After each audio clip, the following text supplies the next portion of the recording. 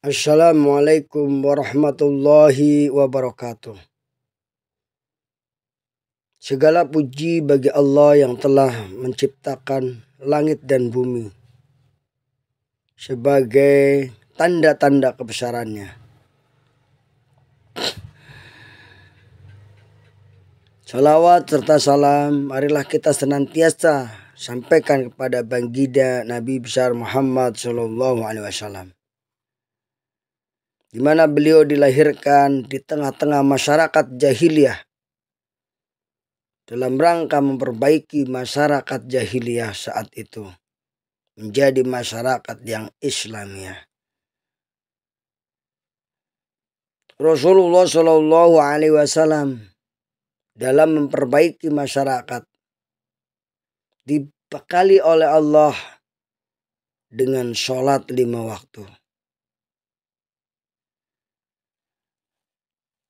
dengan sholat Jumat, dengan sholat yang lainnya. Itulah salah satu bekal dakwah yang dianjurkan oleh Allah dalam Al-Quran. Wasta'inu bisabri wassalah. Bersabarlah atau minta tolonglah kalian dengan sabar dan sholat. Wa aqimus sholah inna sholata tanha anil fakhsya'i wal munkar. Dan dirikanlah sholat karena sungguhnya sholat itu bisa mencegah dari perbuatan keji dan mungkar. Surat Al-Ankabut ayat 45 ini memberikan efek jera dalam hati kita. Dengan adanya sholat kita jadi meninggalkan perbuatan keji dan mungkar. Pada kesempatan kali ini marilah kita membahas tentang kedudukan sholat. Keutamaan sholat dalam Islam dan manfaat sholat bagi pemeluknya atau bagi orang yang melaksanakan sholat tersebut.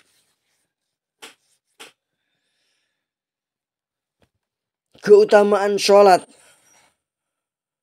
sebagaimana banyak yang menjelaskan, sholat itu adalah tiang dari agama. Barang siapa yang menegakkan sholat berarti menegakkan agamanya.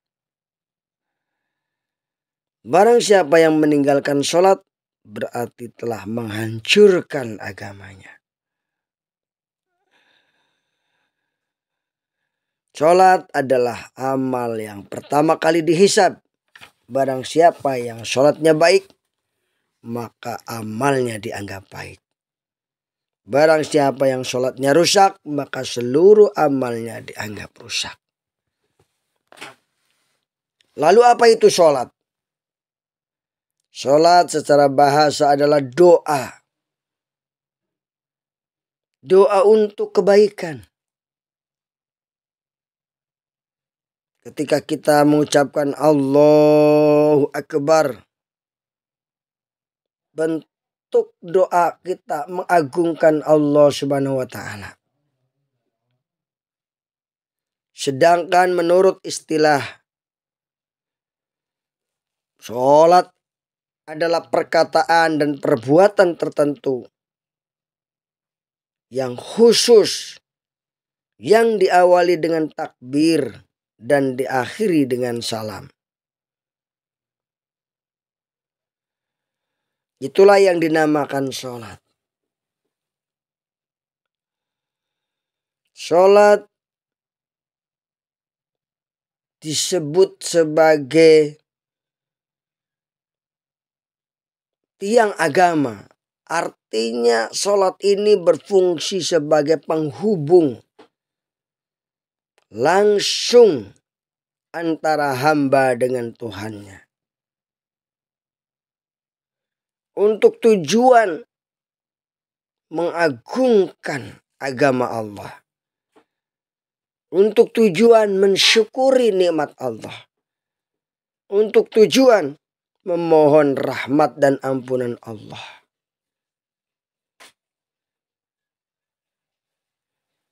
Yang akan memberikan manfaat yang sangat besar bagi seorang hamba, baik di dunia maupun di akhirat. Sehingga Allah berfirman dalam Al-Quran, yang artinya padahal mereka tidak disuruh kecuali supaya menyembah Allah dengan memurniakan ketaatan kepadanya dalam menjalankan agama yang lurus. Supaya mereka mendirikan sholat dan menunaikan zakat. Yang demikian itulah agama yang lurus. Surat Al-Bayyinah ayat 5. Wa ma umiru illa liya'budullaha mukhlishina lahuddin hunafa'a wa yuqimus shalah wa yu'tuz zakah wa dzalika dinul qayyimah.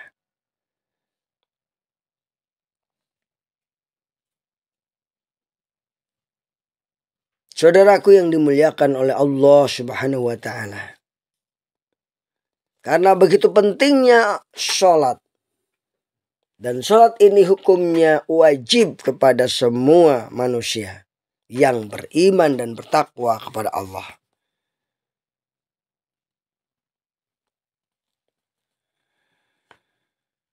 Sehingga Nabi Ibrahim berdoa. Sebagaimana terdapat dalam Al-Quran, doanya adalah, Ya Allah, Rabbi ij'alni muqimas shalah wa min dzurriyyati. Ya Allah, jadikanlah aku dan anak cucuku orang-orang yang tetap mendirikan sholat.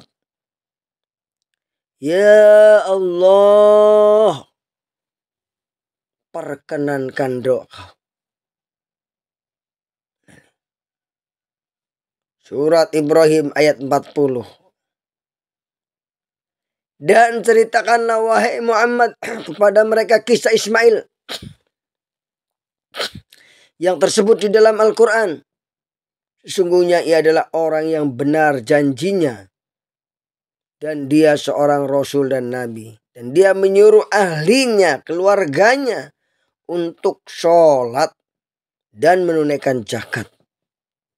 Dan ia adalah seorang yang ridho di sisi Allah. Sholat nggak zakat, kurang sempurna. Sholat ya harus zakat. Zakat harus sholat. Itu seterusnya. Maka ya, ketika ia datang ke tempat api itu, ia dipanggil, Hai Musa, sungguhnya aku ini Tuhanmu, maka tanggalkan kedua terompakmu. Sungguhnya kamu berada di lembah suci At-Tua. Dan aku telah memilih kamu, maka dengarkanlah apa yang akan diwahyukan kepadamu. Sungguhnya aku ini adalah Allah. Tidak ada ilah yang berhak disembah selain Allah. Maka sembahlah aku dan dirikanlah sholat untuk mengingatku. Wa aqimus sholata lidzikri. Ya, surat Toha ayat 11 sampai 14. Dan dia Allah menjadikan aku sebagai orang yang berbakti di mana saja aku berada. Dan dia memerintahkan kepadaku mendirikan sholat dan menunaikan zakat. Nabi Isa alaihissalam juga sholat. Dalam surat Maryam ayat 19:31 tadi dijelaskan.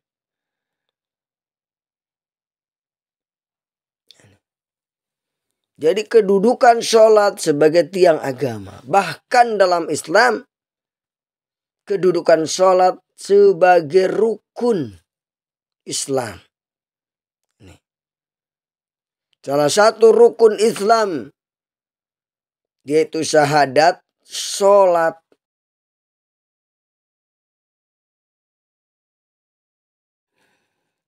Dan membayar zakat. Salah satu rukun Islam adalah syahadat, sholat, zakat, puasa, haji. Sebagaimana dalam sebuah hadis dikatakan, jika Islam ibaratkan bangunan, Islam dibangun atas 5 perkara, atas 5 dasar. Atas 5 perkara, yaitu dasarnya adalah kalimat syahadatain. Tiangnya adalah mendirikan sholat. Tembok-temboknya adalah zakat, puasa, dan gentengnya adalah haji ke Baitullah bagi yang mampu melaksanakannya.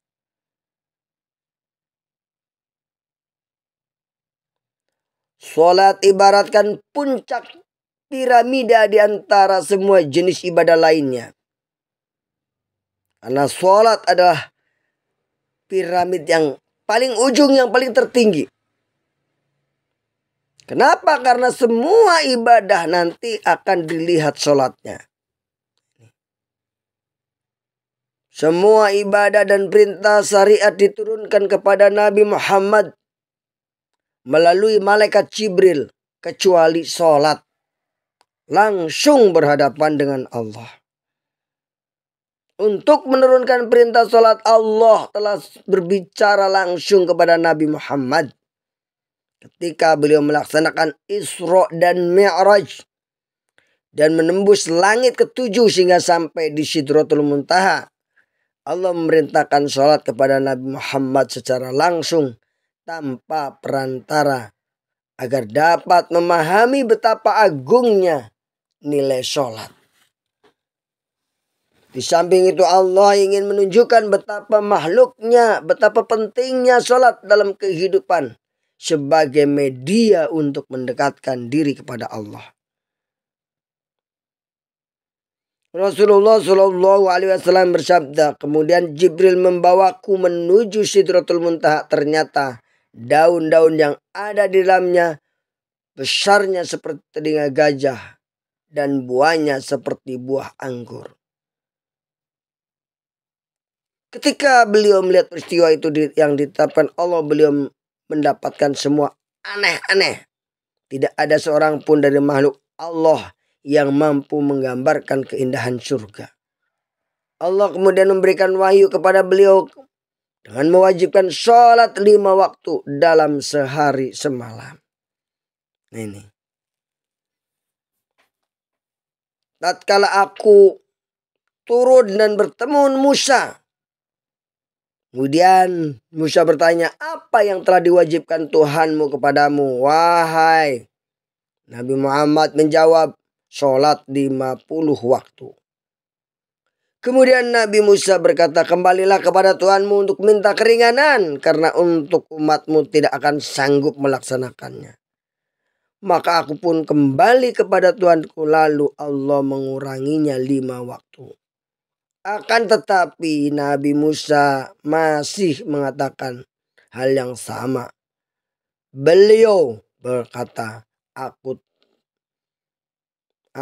terus menerus kembali kepada Tuhanku untuk meminta keringanan. Hingga akhirnya, wahai Muhammad, sholatlah 5 waktu dalam sehari. Dalam setiap sholat pahala 10 dan itu sama dengan 50 waktu. Hadis riwayat Al-Bukhari dan Muslim. Saudaraku yang dimuliakan oleh Allah Subhanahu wa taala.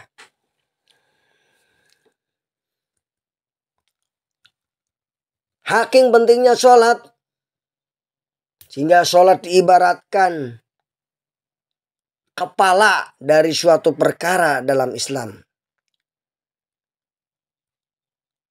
Ra'su kulla syai'in as-shalah. Kepala suatu perkara dalam Islam adalah sholat. Dan puncaknya adalah jihad. Jadi puncak dari ibadah adalah jihad, berjuang di jalan Allah. Kita juga dapat mengetahui pentingnya kedudukan sholat dalam Islam melalui ancaman Al-Quran pada orang-orang yang meninggalkannya dengan menurunkan azab yang sangat pedih berupa neraka syakor. Nanti ada orang yang masuk ke dalam neraka, kemudian ditanya, apa yang masukkan kamu ke dalam neraka syakor? Mereka menjawab, qalu lam nakum minal musholin. Kami dulu tidak termasuk orang-orang yang mengerjakan sholat. Surat Ad-Mudaththir ayat 43. Maka kecelakaanlah bagi orang yang lalai sholatnya. Orang yang melalaikan sholatnya. Maka datanglah sesudah mereka pengganti-pengganti yang jelek, yang menyia-nyiakan sholat dan memperturutkan hawa nafsunya. Maka kelak mereka akan menemui kesesatan. Surat Maryam ayat 59 ini. Dinyatakan dalam hadis Nabi Muhammad, siapa yang meninggalkan sholat 5 waktu dengan sengaja, maka tanggungan Allah dan Rasulnya telah terbebas. Diriwayatkan dari Buraidah bahwa perbedaan orang kafir dengan orang mukmin adalah sholat. Siapa yang meninggalkan sholat, maka ia telah kafir. Saudaraku yang dimuliakan oleh Allah Subhanahu wa Ta'ala. Seorang Imam Ibnu Qayyim mengatakan bahwa manfaat sholat yang dilaksanakan dengan baik, dengan khusyuk, yaitu sholat akan mencegah perbuatan dosa. Ketika perbuatan dosa tidak kita lakukan, maka akan mempermudah rezeki kita tentunya. Baik rezeki berupa ilmu maupun berupa harta. Yang kedua, menghilangkan penyakit di badan. Kalau kamu ingin sehat, sholat. Kalau sakit-sakitan terus, pasti jarang sholat, itu ketahuan. Yang ketiga, menerangi hati. Kalau hatinya butek, gelisah, rentu arah, sholat, insya Allah akan bahagia. Yang keempat, membuat wajah cerah. Kelihatan cerah, murung aja, wudu, sholat. Menyehatkan badan dan jiwa. Mendatangkan rezeki, mengatasi kezaliman, menjadi penolong bagi orang yang dizolimi, memadamkan hawa nafsu, menjaga nikmat, mencegah ajab, menurunkan rahmat, menghilangkan kesusahan, menjaga stabilitas tubuh, menghibur jiwa, menghilangkan kemalasan, memberikan kekuatan dan kelapangan dada, menyemangatkan jiwa, mendatangkan berkah, menjauhkan dari syaitan, dan mendekatkan kepada Allah Subhanahu wa Ta'ala. Itulah begitu banyak manfaatnya sholat itu ya. Maka itu jangan tinggalkan sholat. Sholatlah sebelum disolatkan. Sallallahu ala Muhammad. Sallallahu ala wasallam. Sallallahu ala Muhammad.